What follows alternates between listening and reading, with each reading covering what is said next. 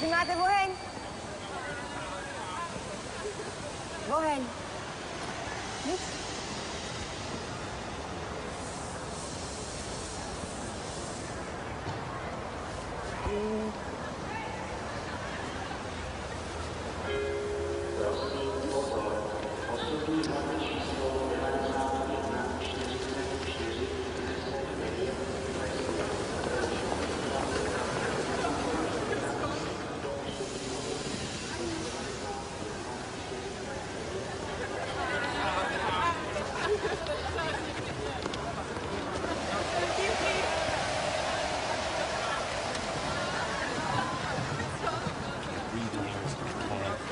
Now I got these college kids like a discotheque. Listen. I'm sorry. You are a nice boy, but I'm too beautiful for you. Goodbye, Brad from America. You want one more kiss before I go? Are you kidding?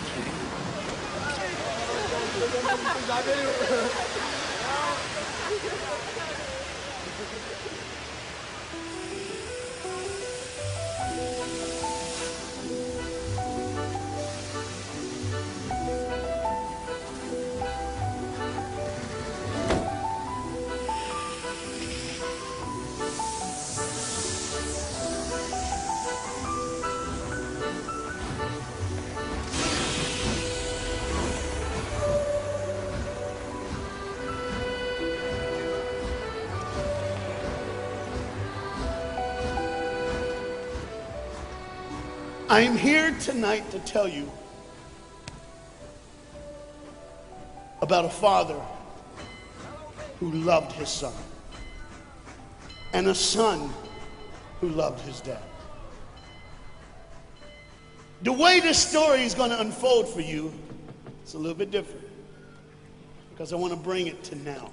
You see, a dad would go home and he would go by the school, and every now and then he would pick up his son and say, "Son, why don't you go to work with me?" The boy loved that. And when his dad would just come and pick him up, he was the happiest boy ever. He knew that he would get to spend the afternoon with his father at work, and he would get his coat and they would walk, and he would bring hot chocolate for his son for it's really cold, and they would go through. But this boy was different. This boy would see things. This boy wasn't normal. And when they were walking one afternoon going to where dad worked, this boy would notice things that other people wouldn't notice. He see things other people wouldn't see. He sees a man in a bathrobe in the middle of the street who's yelling at a second-story window. He sees a woman who's very angry at him and doesn't really want to hear what he says. This boy, as the rest of the world hustles by, he slows down. He sees the hurt and the pain. He sees the anguish and the sorrow. He sees the window close and a desperate man trying to get his work out.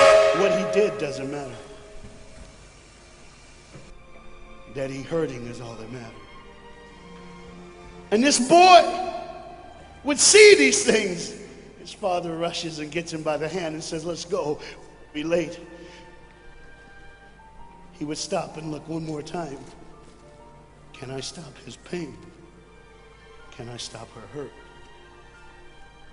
But the boy loved his father. They would go and they would catch the trolley. I think that's what you call it here. We call it a tram. Yeah, I don't know the words, but he would get on there with his dad, and the boy would just notice people. He would look, and that day, one particular, he noticed something as he got on the train. To explain something, as you can hear, there's a train coming, and I got to get through this before the train gets here. He saw a man, he saw a woman. He saw that the man seemed very happy and the woman seemed very sad, and he couldn't understand why they could be together and one be happy and the other be sad. He couldn't understand that, but the little boy knew that there was something wrong. He had this feeling, this instinct that was amazing, how he cared for other people. But he loved none other than his father. He knew his daddy loved him. And as he watched the world and their hurt and their pain, he knew that he would always have a father. But even notice this. I need you to understand as you hear this story and get involved in the life of this man and his son. I need you to notice that there's no mom. As they walked through the woods, the boy would say to his father, Dad, what will I do when I grow up? What will I get to do? Will I get a cool job like yours? How will I work? He said, I don't know, but I want to change the world. I want to do something great. I want to do something wonderful. I want to help people. I want to do something that could change the lives of anyone. I just want to be that great. I just want to do something good. And as he walked with his dad would say, son, you will be great. You will be awesome. You will change the world. Your life is going to be incredible. But there was a train coming. There's always a train coming. The train is called life. We're all on the train of life, just riding.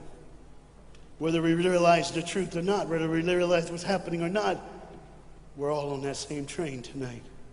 Only God has saw it fit for us to be in the same room, in the same car, for such a time as this.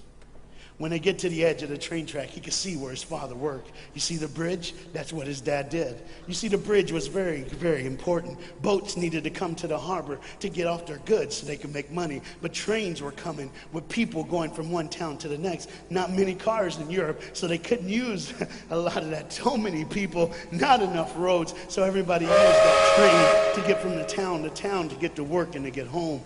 And one day the train was coming by. What you have to understand is that boy loved going to work with his dad. He would stay right by the river's edge and he would do what he loved to do the most. Let me explain that. He loved to fish. Anybody like to fish here? Oh, all the guys go, The dad looks at his boy and he says, son, now remember the rules. You got to stay right here because I can see you from the window right here. Don't get out of the sight of this window because you got to stay there so I know you're safe. Catch you something good to eat. But as you can hear, the train's coming. The father's job was cool. If I wasn't a preacher, I wouldn't mind doing that. Get to work. Get grease on you. Even if you didn't have to, you just squirt it on you like you feel like you did something. That's what I would do. There was a boat coming in the harbor. Timing is very essential. I'll go ahead and give you the key. The key is this. There's always a light. Everybody say light. Say it again. One more time. There's a light that the train conductor needs to see. If that light is green, he can go. If it's red, he must stop. You see, God has given us road signs in our life that we must read. Lines that tell us to go and lines that tell us to stop. Whether we read those and believe them or not is up to us. That's why some of you have fallen and you cannot get up. But tonight, that's why I'm here.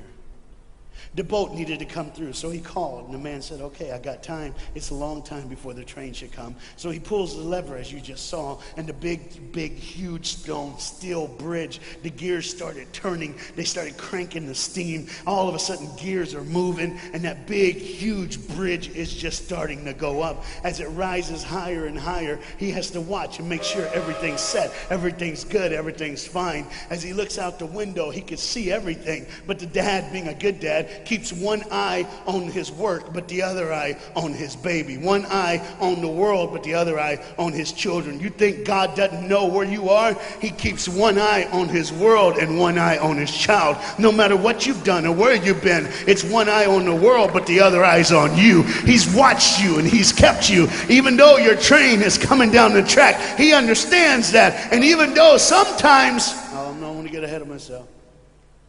See the red light? He didn't see it.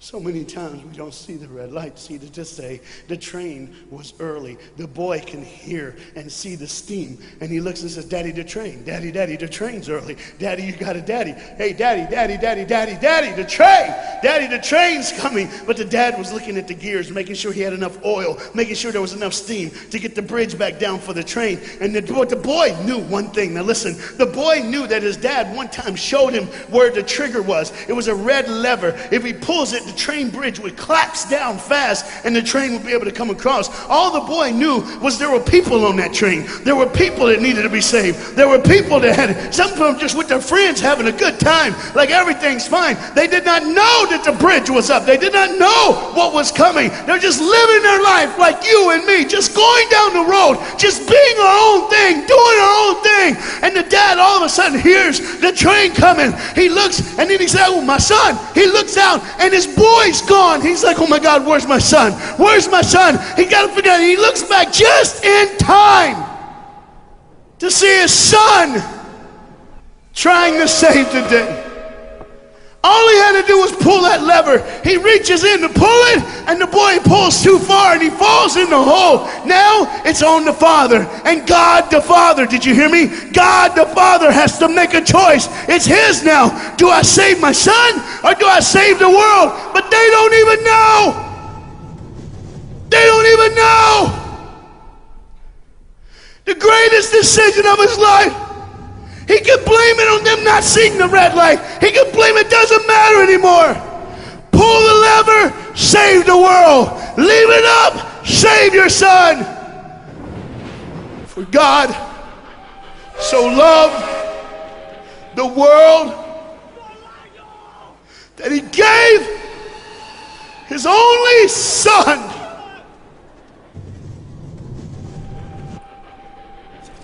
Whosoever believes in him will not perish. 3, 2, 1. So, and they didn't even know. They never would know. They didn't even know. The train goes by. It's fine. Everything's cool. The bridge is down. Just like always. It's always going to be down. Are you hearing me tonight? He gave his only son. For God so loved the world that he gave. And you know what's amazing? I wonder what God did right when his son died on that cross. When he breathed his last breath. When he took that breath and he breathed and it was over. Here's what the Father would have looked like. They didn't even know, just trying to think of their life. Just trying to figure out what they're going to do next. Just thinking about the person they're going to see, the people they're going to hang out with. Just trying to be, just loving, caring. Doesn't matter if you're blind. Doesn't matter if you're putting on a little more makeup, trying to look pretty for somebody, or just wearing another mask. It doesn't matter. God gave his son for you. What will I do when I grow up? Where will I go when I grow up? What can I change? And there was a girl in the bathroom on the train, liquefying her heroin to shoot up one more time. He died for her. He died for her. But in one moment, are you listening? In one moment, as the Bible says, everybody gets a chance. In one moment to see the look of the Father when he knows when you realize what he did for you, when you realize the sacrifice, when you realize he let his son die so that you can live, when you realize what he did, no matter what you're doing, no matter where you're at in this life, no matter what you're a part of, you gotta stop. You gotta stop. Even if it's for 1 second and think, my God, he did it for me. He did it for me. And I pray to God you drop what you're doing. Drop what you're doing. With all the pain and the hurt and the sorrow in the world, he did it for you. That's why you're so quiet. You see, the train's coming. The train's coming. Everybody has things, you have ways of I don't want to do that. I don't want to, but why do I keep doing it? Even Paul said, why do I do? My flesh tells me, and I do what I know is wrong, and I don't do what I know is right. You got to understand tonight, the fight is on, and we can win. We become more than conquerors through Jesus Christ. And I'm not preaching just for me, I'm preaching on behalf of you. But what you got to understand is, there had to be a moment in those 3 days when Jesus died on a Friday and rose again on a Sunday. There had to be this moment. Go ahead, look at the screen. When it was just God and his baby and his son.